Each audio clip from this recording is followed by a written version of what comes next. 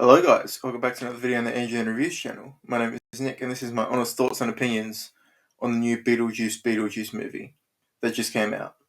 Now before we get started, don't forget to like, subscribe and comment down below any recommendations, reviews, or actions that you want to see me do, any movies or shows, so let me know in the comments down below and I'll do it for you. Alright? Cool, now let's get straight into this video. Now, this movie, where do I begin? I was very entertained throughout the majority of the film. I feel like the story was a bit hit and miss.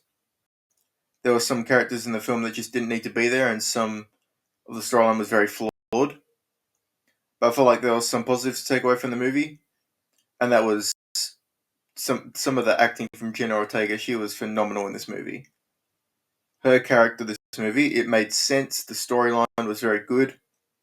Her storyline was literally so good. I thought it was the best storyline, individual character storyline in the whole entire movie. The whole thing of her losing her dad, resenting her mum for it. She meets this kid who seems normal, but it turns out he's a ghost who murdered his entire family, and he's just using her to get what he wants. And that's to swap places with her, and make her be dead, and for him to come back alive as human. And the way he manipulated her by using what she wanted the most in the world which was to see her dad again alive with her. And I thought that was brilliant. It was probably the best part of the film.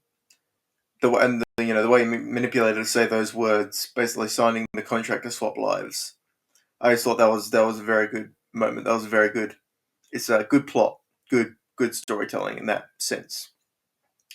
Now onto some weak and blank spots I felt in the film. I didn't like how the storyline in the Dead World was Willem Dafoe, who by the way is a fantastic actor, and phenomenal actor. His work is very, very good. I'm a big fan of it. But it just felt like his character was very pointless and unnecessary. And that ties back to my point about BeetleJuice and his ex-wife. There's no point.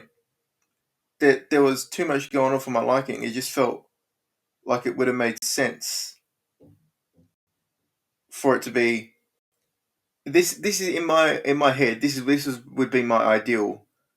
The ideal way they did the movie would be Jenna Ortega's character stays the same. Her character's pissed at her mum. She meets this kid who manipulates her. Lydia works out what's going on. She gets there too late and she has to call upon BeetleJuice to help rescue her daughter. In my opinion, that would be the best storyline to go down. And then the whole storyline would be her calling BeetleJuice to help rescue her daughter. And then that would just be the whole storyline. It would make sense if that was the storyline. None of the fiance bullshit with Lydia or her dad dying. Just keep it a good plot and storyline and don't try to overdo it. But I think this time around, they did overdo it. They did too much in one film. There was too many things going on. They shouldn't have had BeetleJuice's ex-wife. They shouldn't have had Lydia's fiance. They shouldn't have had Willem Dafoe's character. It just didn't make sense. It should have just been Lydia realizing her daughter's gone missing. Then she recruits BeetleJuice to help find her daughter in the undead world. Or in the dead world, I should say. That just makes more sense to me. I did want to touch base on how it felt nostalgic, like the character BeetleJuice hasn't changed a bit. Michael Keaton did really well getting back into the role, and I thought he did very, very well. Also couldn't go this whole video without mentioning Winona Ryder. She is a very good actress, and seeing her as Lydia again definitely made it feel nostalgic, and I did like that. I could generally talk about this for a couple of hours, but I wanted to keep this brief, and I wanted to touch on a few more things before I sign off.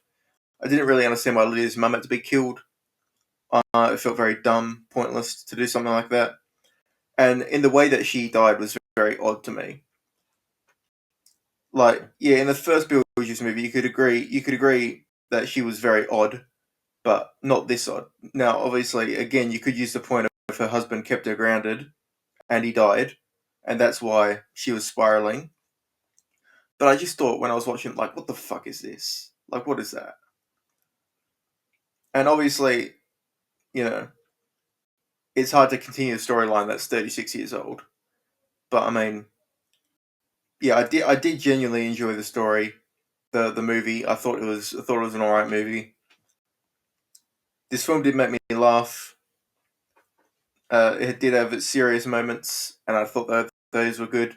But then some of the other times it's just batshit crazy, and it made me laugh, and it was still entertaining, but still, like I did expect more. I thought it was good, but I did expect more at the same time.